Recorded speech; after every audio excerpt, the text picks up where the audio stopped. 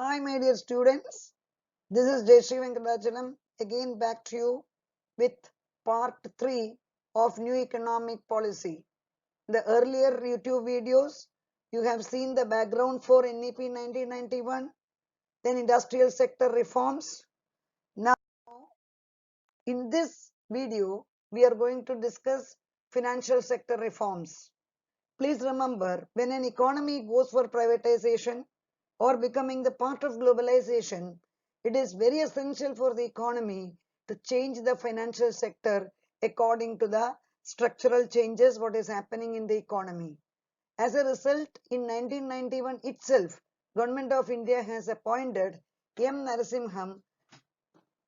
Government of India has appointed M. Narasimham in order to discuss the financial sector reforms. The Narasimhan Committee has been appointed again in 1997, and Narasimhan Committee has submitted reports 2 times, 1991 and 1997. Today, Indian banking industry has adopted more than 90% of this recommendation. As the young children, what you see today is the banking industry in the post-Narasimhan reforms. That means most of the reforms are already implemented. So let us see that what all things he has recommended in the banking sector. Narasimhan has recommended for reduction of SLR and CRR. In my earlier videos, I had explained in detail the meaning and composition of SLR and CRR. So I'm not going to repeat it here. The basic question arises here, why did he recommend for lowering of SLR and CRR?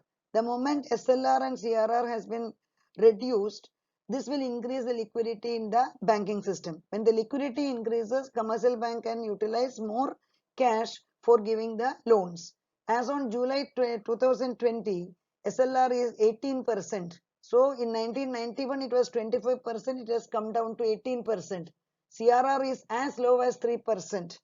Now, especially because of the COVID-19 and the recessionary trend, Reserve Bank is reducing CRR and SLR further. But even Narasimhan was of the same opinion, commercial banks should be allowed to give more and more loans. So the reserve had to be reduced. But remember, privatization is having its own plus and minus. When the reserves are reduced, the risk of the commercial bank increases, and the quality of the loan has to be properly monitored and maintained by the commercial bank.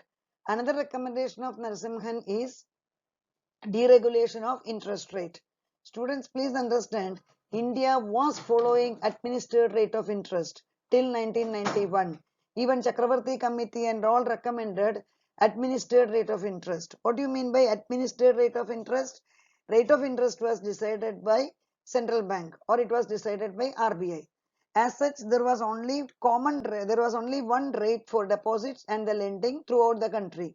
Because of that, there was no competition among the banks. Narasimhan said that when we are going for privatization, competition is the key word of privatization. So banks should be given, look here, banks should be given freedom to decide the interest rate on deposits and lending rate. But don't think that banks can decide, every bank can decide what they want on deposits and lending rate. The minimum floor rate and maximum ceiling rate are fixed by central bank. What do you mean by that? For example, central bank decides that deposit rate, interest on deposit should not go below 4%. Example. Similarly, deposits rate of interest on deposit should not exceed 9%. That means minimum and maximum are decided by central bank. Then what is the freedom for commercial bank? Each bank can decide their own rate of interest within this minimum and maximum ceiling. That is why you see that in same lane there are 4 or 5 commercial banks. Each bank is offering different rate of interest on deposits and the lending rate.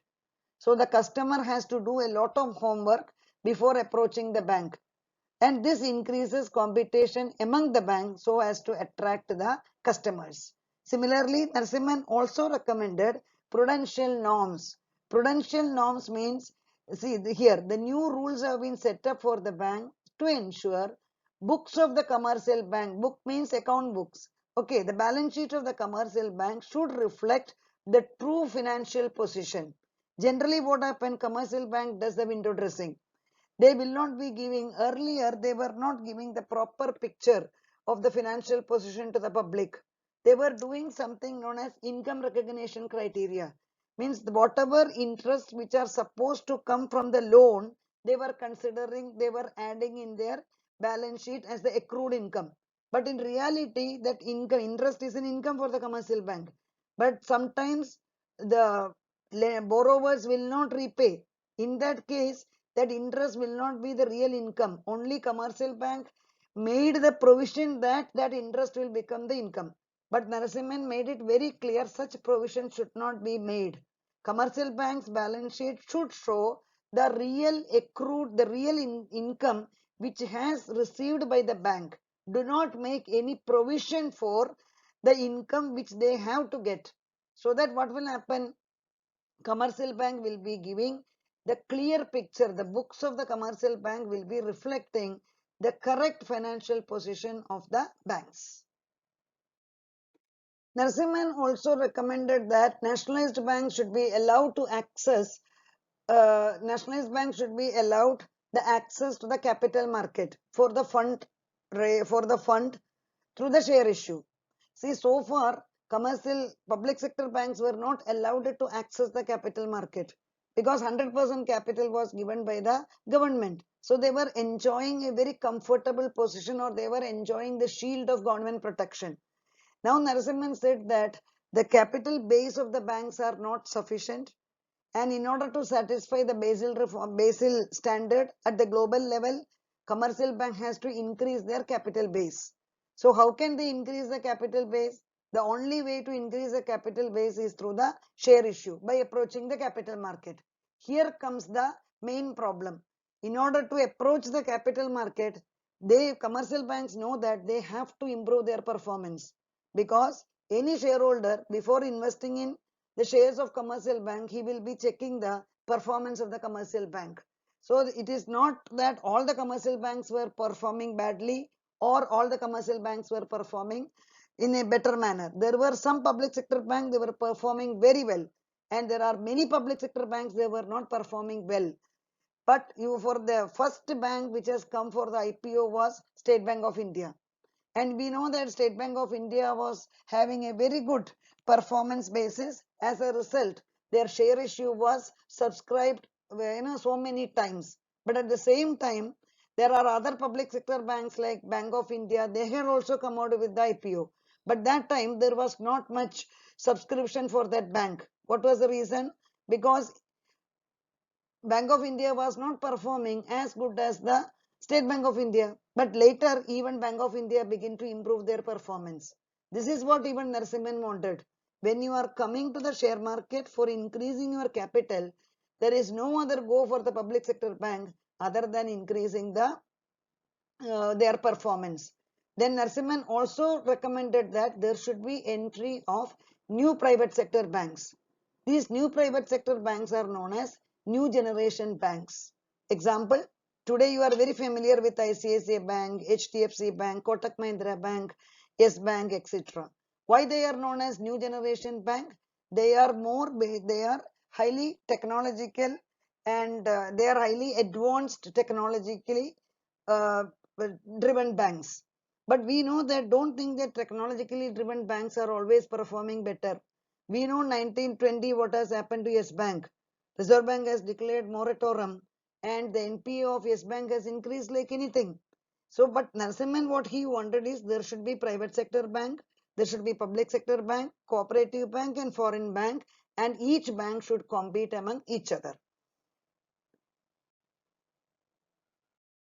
Narasimhan has recommended maximum freedom for the commercial banks to open the new branches and even to upgrade the extension counters. So when we are concluding the financial sector reform with respect to the banking sector, it is very clear that the main aim of Narasimhan Committee was efficiency of the banking system has to be increased, and in order to increase the efficiency, there should be competition among them, and even the capital base of the commercial bank has to be broadened in order to make them globally competitive. Okay, students, have a nice day. Now in the next YouTube, I will be continuing with the capital market reforms and new economic policy. I hope you are already subscribed to my channel. Have a nice day.